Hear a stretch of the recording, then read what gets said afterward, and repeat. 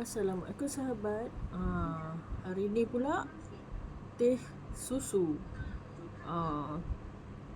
Saya dah minum separuh lah.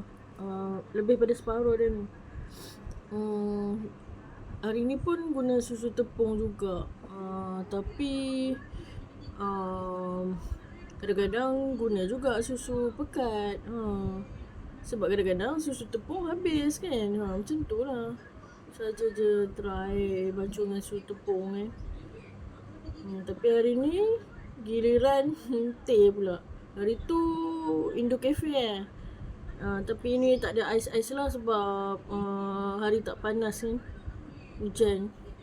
Okay guys, saya memang suka teh. Saya suka kopi lebih pada teh. Tapi bila hari panas macam mana ya? Bila hari sejuk saya suka kopi. Bila hari panas saya suka teh. Macam tu lah. Tapi kalau nak ikutkan apa yang lebih saya suka adalah kopi lah.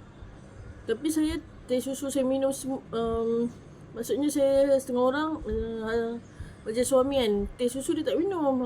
Saya minum je.